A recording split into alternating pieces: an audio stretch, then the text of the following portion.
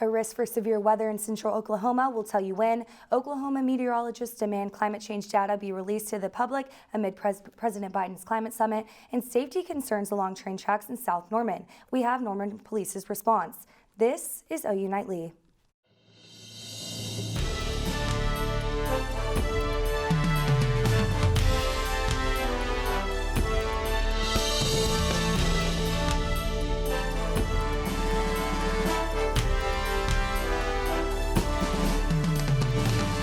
Hello, thanks for joining us for OU Nightly. I'm Deyton. And I'm Emma Sears. Happy Earth Day. Unfortunately for Earth Day, it's looking pretty gloomy outside. Mikayla Smith is in the studio with a look at possible severe weather. Mikayla? Yeah, guys, so we do have a chance for some severe weather tomorrow. We can see we have that yellow. It's a slight risk. It's a 2 out of 5 risk for that. Now, the main threats with these storms are going to be some large hail, some strong damaging winds. We can't rule out an isolated tornado or two, but that's not going to be the main threat with these storms. Now, we're going to have 2 rounds of some severe weather with this. So we can see that the first round is going to be round 1. It's going to be to the southeastern portion of the state tomorrow. Now, these storms are probably going to be a little less severe than the other ones, but that second round is what we're really keeping an eye on. That's going to be later on tomorrow afternoon into tomorrow evening. These are the storms that are going to have some large hail with them and some damaging winds. Now, with this, we want to remind you some severe weather safety tips. If you have to take shelter, you want to be away from an outside wall, windows to the most interior room that you can be, an area just like here, a bathroom, a closet maybe. You want to covering your head, covering your neck. That's the best way you're going to be able to stay safe. Now, coming up, I'm going to tell you more about these severe storms for tomorrow. We're going to have a nice, beautiful weekend just in time for some Sooner football and then more chances for storms on Tuesday. Ladies, back to you. Thanks, Mikayla. President Joe Biden thought Earth Day was the ideal holiday to hold a climate change summit. 40 world leaders were invited to join this 2-day virtual summit. President Biden kicked it off announcing the U.S. plans in reducing greenhouse emissions by 50 to 52% by the year 2030. This isn't an exact path on how to achieve this goal or finance it, but Biden's hope was it would encourage other leaders to follow, and it did just that. Top greenhouse emitters such as China and Russia agreed to help reduce these gases, but didn't offer specific plans.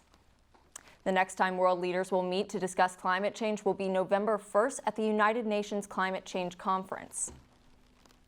An OU School of Meteorology professor testified on Capitol Hill for the accessibility of climate change data. Jeff Becerra says he is striving to make climate change resources available to all Americans.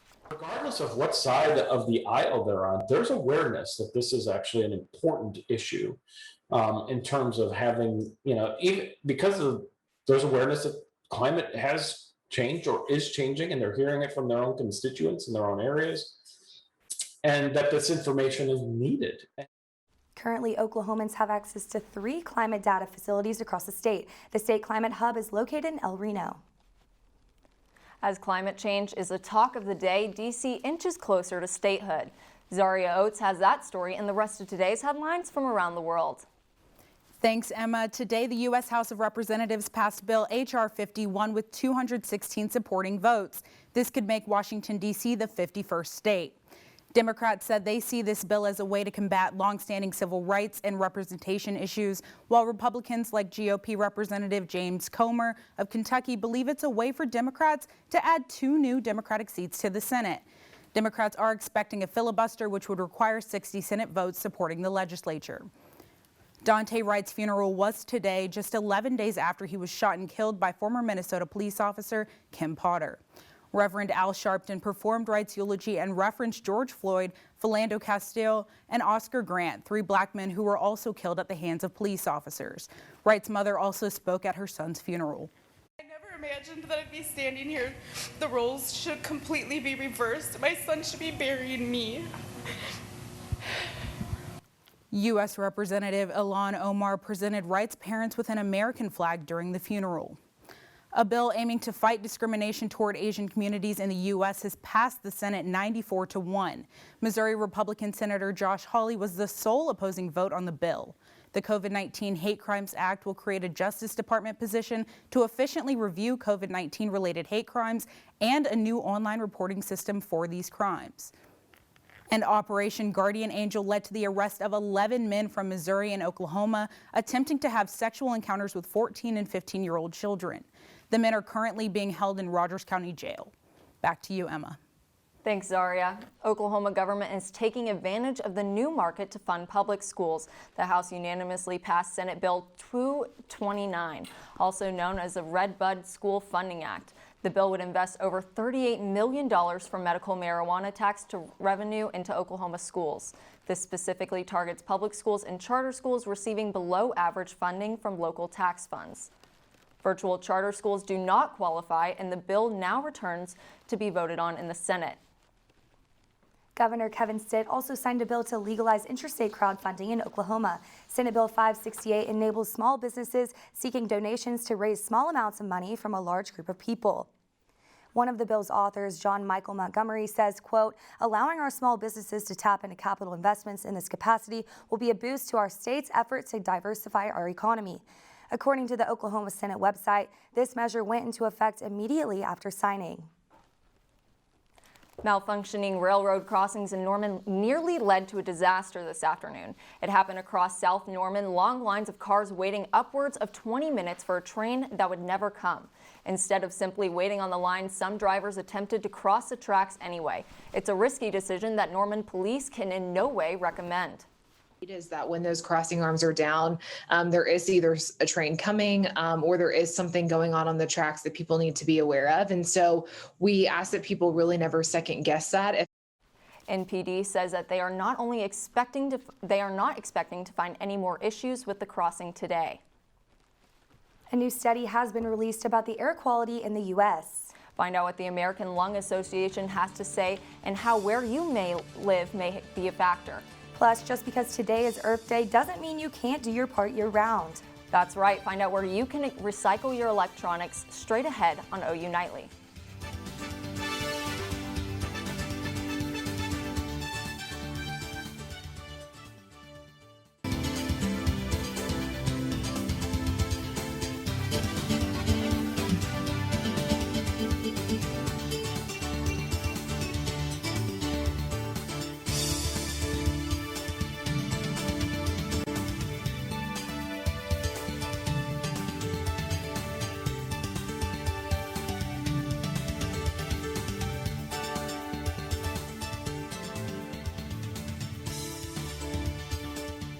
Welcome back to OU Nightly. With just over 1 million COVID vaccine doses given in Oklahoma, we are still seeing an increase in cases. The Oklahoma State Department of Health reports 10,122 active cases, with 283 of those diagnosed today. The CDC also reports 8,197 total deaths for the state. And on this Earth Day, a new study shows the effect climate change has on air quality in the U.S. Haley Weger has more on that story in health. Haley. Thanks, Deyton. The study shows that more than 40% of people in the U.S. live in areas with unhealthy air quality. According to the American Lung Association, people of color are most negatively affected. People of color in the U.S. are 61% more likely to breathe unhealthy air than white people, and 3 times more likely to live in counties with the most polluted air. African Americans, persons of color living in neighborhoods that smog and pollutants and so forth are coming from the factors into their neighborhoods. Some of that is intentional in regards to kind of the structural racism that's allowed that to occur. The report showed less people are living with unhealthy pollution levels compared to 2020, but higher levels than 2017 through 2019. And health experts say measuring your waistline should be a part of any health assessment. The American Heart Association released new guidelines saying belly fat could be a sign of visceral adipose tissue, also known as VAT. VAT is a dangerous type of fat that wraps around your organs, raising the risk for heart disease, type 2 diabetes, high cholesterol, and stroke. Women with a waist greater than 35 inches and men with a waist greater than 40 inches are at a higher risk. A new experimental drug is being tested on severely ill COVID-19 patients. The Phase 3 clinical trial conducted by the National Institutes of Health includes patients suffering from life-threatening coronavirus cases. The trial will test the drugs Asami and the antiviral remdesivir to ensure they are safe and effective against acute respiratory distress syndrome. Deyton and Emma, back to you guys. Thanks, Haley. The Norman Women's Resource Center will hold its 3rd annual Pause for Consent event this Sunday. The event, held to raise assault awareness, was created to give sexual assault survivors a stress-free environment to interact with their community.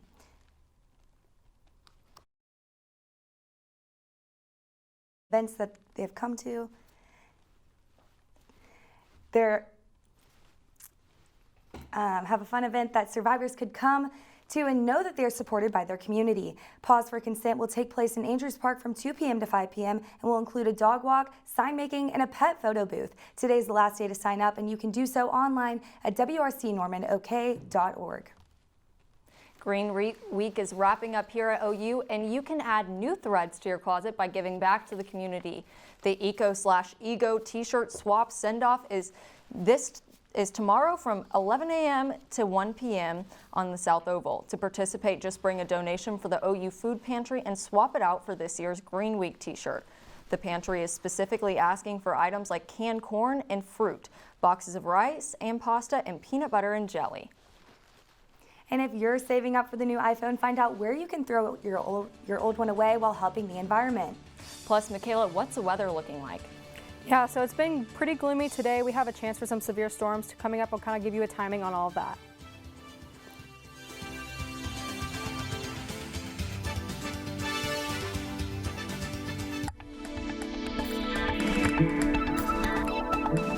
Welcome back to OU Nightly and happy Earth Day. Just a reminder today, since it is Earth Day, to take care of our earth. If you see trash on the sidewalk or something, pick it up. And remember your 3 R's, reduce, reuse, and recycle. We really want to take care of this earth because it's the only one we got. Now, today we didn't really see a lot of sun with that Earth Day. We've had lots of clouds throughout the day. Those temperatures have been in the upper 50s for most of us across the state, but we do have those winds coming out of the south now, which is a nice change, which is going to be warming us up the next few days. Now, we had some rain earlier. We can kind of take a look at our live radar over the last few hours. You can see Oklahoma City and Norman. We did see a bit of rain, and up here towards the north of the state, we do have some rain currently ongoing, but it's just a few light showers, so nothing too crazy and unexpected. Now, current temperatures across the state, like I mentioned, upper 50s. Few areas that we already saw that rain in the 40s, but overall, just a really nice day, and it is going to be warmer tomorrow. We can see those highs, 65 in Norman, 66 in Oklahoma City, even in the 70s out there to the west. So it's really going to be a nice day. And with that, it's going to be because of a low pressure system. This is our next weather maker. We can see that low pressure system is going to be bringing a trough into this area. So as it gets closer, this is going to be some CAPE values that we have for tomorrow afternoon. That's a main factor that drives our severe weather. So with those values, we can see for this severe weather, our rain forecast for tomorrow, we have that low pressure system like I talked about. Here is that warm front that's going to be pushing up into our area. With that, and a dry line is what's going to be firing up our storms. So like I mentioned earlier, that first round of storms is going to be southeastern Oklahoma, Ardmore, McAllister. That's going to be earlier on in the day. But as we move throughout the day tomorrow, this is the second round, the one that we're really paying attention to for some large hail. Could be up to baseball size, some strong winds with these storms. Again, we can't rule out a tornado or two, but that's not going to be the main threat. It really is just going to be some large hail. And those are going to move on throughout the state for the rest of the day, and then we're going to clear out for Saturday just in time for our football game. Now we can go back to our outlook. We can see this yellow area is our slight risk, 2 out of 5 risk. So those threats, again, our tornado we can see is only a 5% risk. It's going to include Norman, Ardmore, and Lawton. But that main threat that we're really focusing on, again, is that hail risk. So this darker area is a hatched risk. So it's a 15% hatch risk for these areas. So that main threat tomorrow is going to be some large damaging hail. Now, these storms are going to be moving pretty quickly, so we're not going to be seeing too much rain, maybe above an inch in Muskogee and Miami, but they're going to be fast-moving storms, so we're going to get rain, kind of move out of our area, so not too much rain with these storms as we expected. Now, lows tonight, going to be a bit cool again before that warm front works its way into our state. But on Friday, again, we have a warmer day, which is going to give us some severe storms in our area. We're going to keep an eye on to that because it's have those 2 rounds that are going to be moving through southeast. First one, second round is going to be later on tomorrow evening if you have some plans. But we do clear out for Saturday, which is good news. Clearing out a nice weekend ahead, and then we can see Saturday and Sunday sunshine. Monday, we're going to be up in the 80s, and then Tuesday we have that next chance for some severe weather. We're really going to be keeping an eye on that for the people next week. Ladies, back to you. Thank you, Mikayla. Used and old electronics often are left collecting dust only to be eventually tossed in trash bins. If you're looking to get your old electronics off your hands, Norman is holding a recycling event. It will take place Saturday from 9 a.m. to noon at Reeves Park. The event is free and open to all Norman residents, and you can even remain inside your vehicle while the staff unloads your items. For a list of what you can and cannot recycle, head to normanok.gov. And one OU golfer really has his swing down, and word on the street is he may have some awards coming his way. That's right, and Myles Smith is here and has more on that in sports. Myles. While he searches for awards, OU football begins its quest for a championship. The spring game is this weekend. I'll break down the red versus white matchup for you next.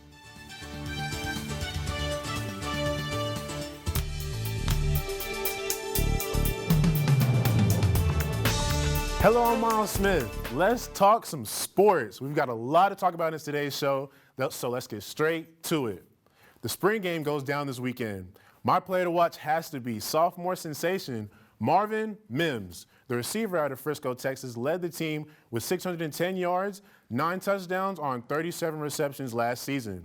Coach Gundy touched on the high hopes he has for the offensive core this upcoming season. There's some things that we set out as Coach Riley, Coach Simmons, and myself that we wanted to get better at in spring football. And there's a few things that without telling you guys, that we've done that. We've done some really good things, and I think it's going to help us in the fall and in the future. Coming off their first loss of the season to Georgia, OU softball looks to bounce back in a 2-game home series against Texas Tech this weekend. The Red Raiders travel to Norman with a 18-20 record. The first pitch for the series will be thrown Saturday at 1 p.m. OU softball is making more schedule changes for the next 2 weeks of competition. Oklahoma canceled its 3-game series at Chattanooga. The cancellation comes as a result of rescheduling their Big 12 series at Baylor for the same weekend. For the second consecutive year, Garrett Reban is a semifinalist for the prestigious Ben Hogan Award. The Hogan Award is given to the most outstanding golfer in collegiate golf. The redshirt senior and the Sooners will fight for the Big 12 championship at Prairie Dunes Country Club on April 26. The Oklahoma City Thunder suffered a tough loss against the Indiana Pacers, falling 122-116. Forward Darius Baisley led the way with 26 points in 37 minutes of play. The Thunder look to get a win at home against former Thunder star Russell Westbrook and the Washington Wizards tomorrow at 7 p.m. Pitch. Coming right back at us. Yeah! Hacks! With a bare hand snag. Woo-hoo! Great play, Jeff Axton. My hand hurts so bad right now. And how about that snag from Red Raiders broadcaster Jeff Haxton, catching the foul ball in the press box with one hand. Y'all see that with one hand? Jeez! Odell Beckham, is that you? I've never seen anything like that before. Somebody needs to sign that man, seriously. Anyways, back to you ladies at the desk. Thank you, Myles. And Google has created a sweet but important doodle for today's Earth Day. Find out what the message is straight ahead on OU Nightly.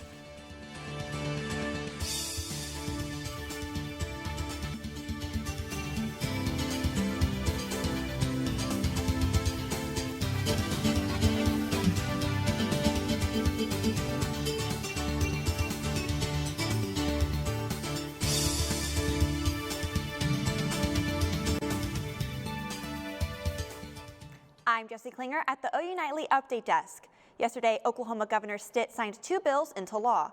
Senate Bill 403 makes it illegal for anyone to willingly disturb or interfere with government meetings. And House Bill 1674 states drivers who unintentionally injure or kill protesters while attempting to flee cannot be held criminally or civilly liable.